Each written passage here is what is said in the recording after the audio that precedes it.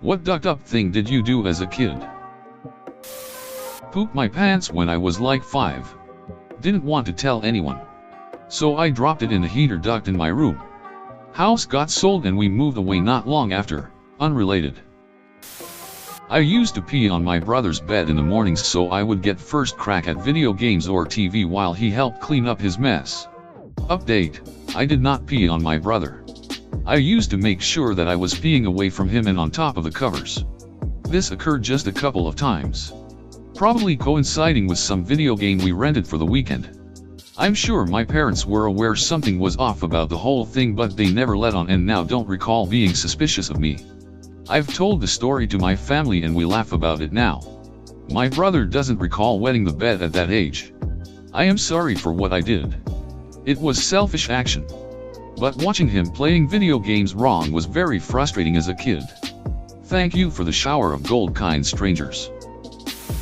On 1991, after seeing Mike Tyson getting arrested on the news, I asked my dad what rape was, and he told me it meant hurting a girl. So you can picture 7 to 8-year-old me running to the teacher to say stuff like, "Teacher, come, Jack, John and George are raping Molly on the playground," or threatening my classmates with rape if they were annoying me, boys included. 'Cause I thought this way I was also insulting them by calling them girls. I helped a Jewish kid steal a Christmas tree. He complained his family never had a Christmas tree. My cousin and I were like 7 ish or so and playing upstairs in a room by ourselves. My aunt left her sewing machine in there ready to go. We were fascinated by how fast the needle moved up and down when we stepped on the foot pedal. Then we had the idea to see who could get their finger out of the way before the needle started moving. He went. Safe. I went. Safe. He went. Blood shot out and screaming commenced. My friends and I were out riding out bikes and saw a dead squirrel in the road. Kid logic said picking that carcass up with some sticks, carrying it to a random front step and doing a ding-ding ditch was a good idea. About a week later we noticed a for sale sign in that house. To this day I'm suspicious this poor family thought they were being targeted by some sociopath and noped the duck out of there. Threw 2 big bags of hamster bedding through my fan and acted like a news forecaster and acted like it was snowing, and parents woke up to my room being covered in over an inch of bedding. Needless to say, I didn't own the hamster anymore. My stepmom was abusive to me, so when she'd fall asleep I'd say mean things to her hoping she'd hear it in her dreams. More stupid than ducked up. When I was in 2nd grade I said my teacher was stabbing kids with pencils. The others were brought in one at a time and questioned. This did not happen and I remember the teacher fondly and have no idea why I did it. I had a notebook that I proceeded to fill with drawings. Each page was a scene like a comic book. It told the pictorial story of a woman getting pregnant and giving birth with graphic detail according to my 7-year-old understanding of how birth worked. I don't know if it would be considered ducked up, but my brother and I made homemade darts drum push pins, the pins used to hold dress shirts at stores, and would throw them at each other. They would stick in our skin and wiggle and we would laugh our asses off. My friend and I ripped and stole pages out of a neighbor's Cosmo that had pictures of boobs. I think it might have been for breast self-exams. We were 10-year-old girls at the time and got totally busted by my parents. That same friend and I got into a different neighbor's trash bags after Thanksgiving and decided to sample some of their leftovers. What the actual duck? Kids are so strange. When I was in 1st grade a girl wouldn't let me in her club.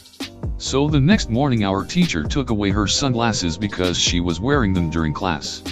During recess I snuck into the classroom and placed the sunglasses in the girl's desk. Then I told the teacher when we got back that I saw her take her sunglasses back during recess. My teacher believed me. The girl denied it. The teacher pushed down her desk and the sunglasses were there. She got in trouble for not only stealing but for lying about it. No one ever found out it was me all along. And that is just one story of why I am going to hell. My parents used to peel apples because kids can have trouble swallowing and chewing the skin.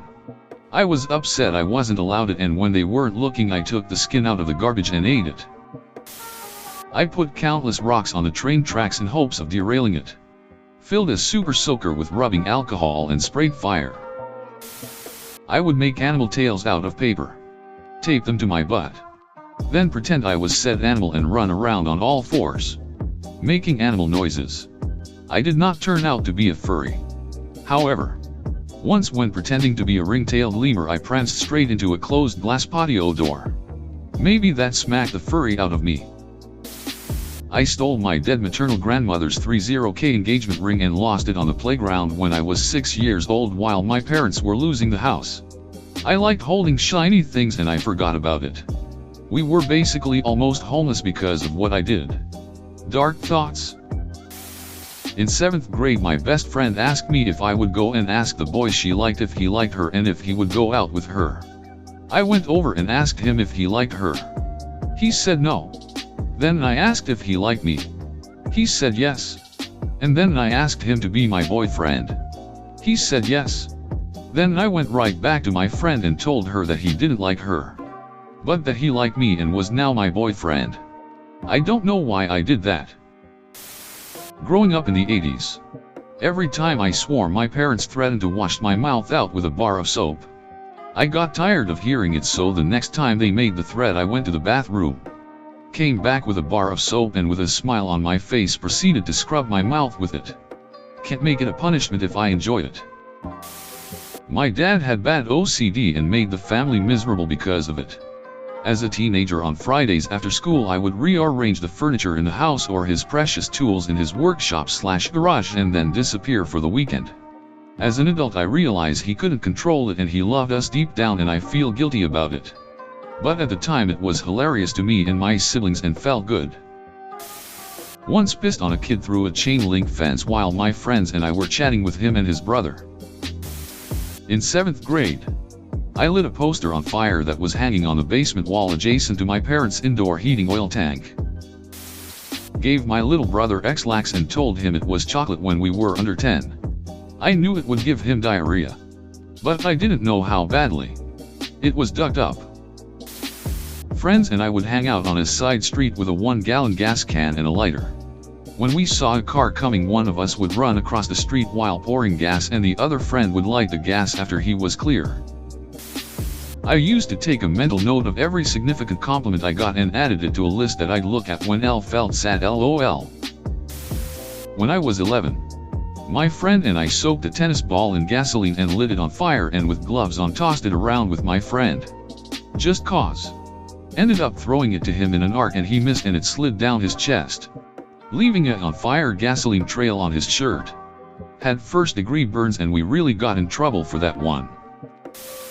Erased my bully's Super Mario Bros. Level. He was at 8/10 worlds, and I never felt more proud. I pour a bottle of honey at the metal gate of a neighbor after a feud with them.